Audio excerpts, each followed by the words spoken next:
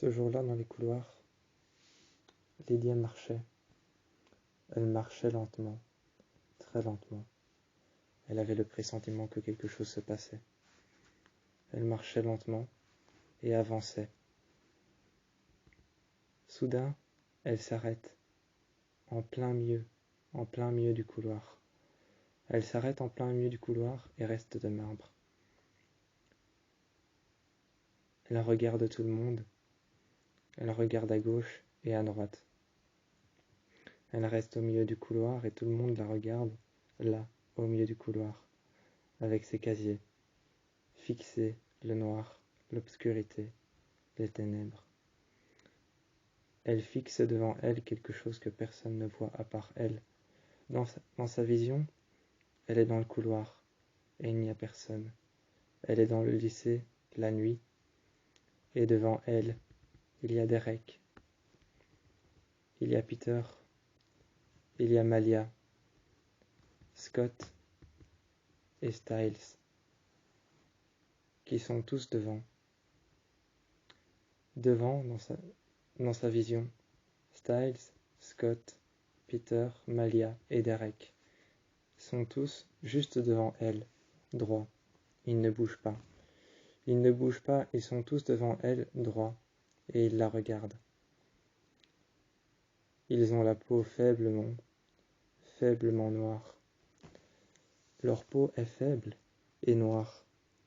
Ils ont une peau très froide. Il fait froid partout et il y a de la fumée. Faiblement noire, peut-être un peu grise. La couleur de leur peau lui évoque la terre, la pierre. La couleur de la peau de Derek, de la peau de Styles, de Scott, de Peter et de Malia, lui évoque la terre, la pierre, lui évoque la pluie, ça lui évoque aussi la forêt.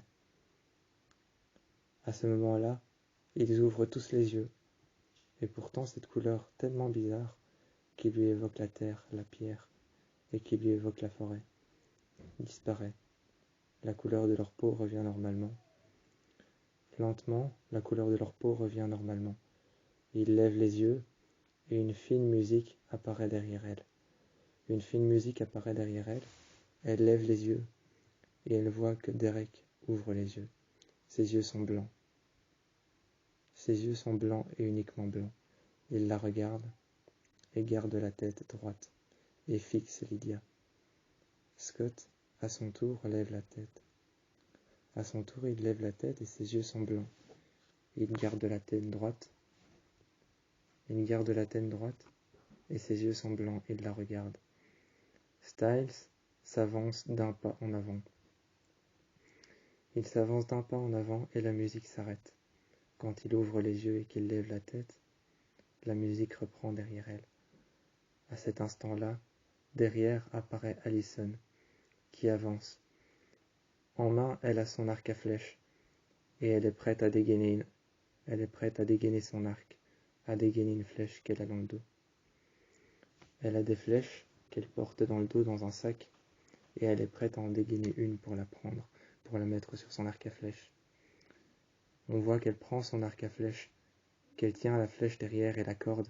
Elle vise et lève la main droite, qu'elle garde. Elle garde la flèche juste au-dessus de son épaule, prête à la dégainer, et garde son arc à flèche en main. Avec une flèche qu'elle a en main, elle tire la corde vers l'arrière, la positionne. Prête à tirer, elle plie un œil sur le côté, ferme un œil sur le côté, regarde Lydia. Quand elle ouvre son œil et qu'elle dégaine sa flèche, la flèche part, traverse Lydia et arrive derrière la porte sur la vitre. La flèche arrive derrière la porte, sur la vitre. À ce moment-là, Lydia se retourne et elle a l'impression qu'ils vont les attaquer. Tous restent là plantés, devant elle, avec les yeux blancs. Il n'y a que Allison qui a avancé d'un pas, d'un deuxième, s'est positionnée, appuyant son pied sur le sol et mettant son pied droit en arrière. Sur la pointe des pieds, elle a dégainé son arc, a pris une flèche et a dégainé son arc à flèche. Elle a tiré et a voulu viser Lydia. Lydia se recule un peu plus, de quelques pas, de 2 pas, de 3 pas, ensuite de 4. La musique continue encore et devient plus forte. Elle se retourne et regarde à droite. À droite, sur le côté droit, sur le mur droit, il y a un casier ouvert. Mais elle regarde le casier. Elle regarde une suite de numéros. 500, 500, 501, 502, 503, 506, 508. Il manque le 507 et il manque le 507 et il manque le 505. Il manque le 505 et le 507. 2 casiers ont disparu. Pourquoi cela?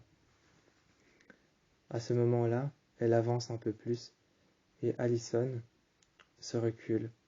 Allison passe tout proche d'elle dans le couloir et avance jusqu'à sa place. Elle se positionne et se remet sur le côté, la regarde avec les yeux blancs, dépose son arc à flèche par terre, mais à côté de son arc à flèche par terre, elle prend une hache.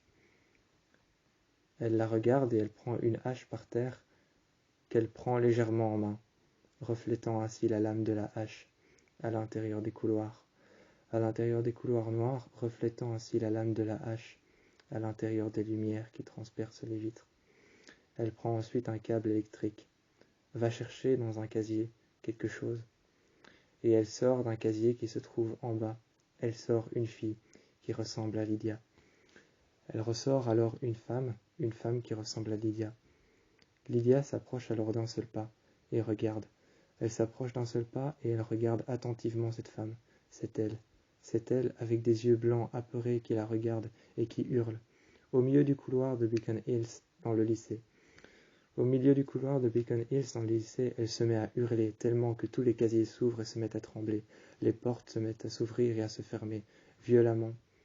Violemment et sévèrement, les portes et les casiers se mettent à s'ouvrir et à se fermer. Une rafale de vent transperce alors le couloir.